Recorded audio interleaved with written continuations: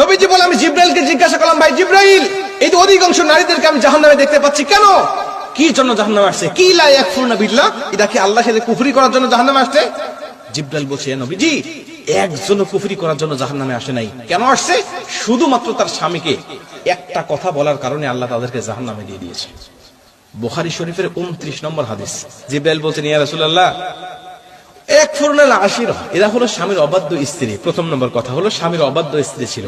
যখন এই স্বামীগুলো তার স্ত্রীর শখগুলো পূরণ করার চেষ্টা করতো, এই স্ত্রীরা যখন যেটা চাইতো স্বামীরা সাধ্য অনুযায়ী সেটা দিত, খাবার চাইলে খাবার দিত, পোশাক চাইলে পোশাক দিত, যা চাইতো সেটা দেওয়ার চেষ্টা করত।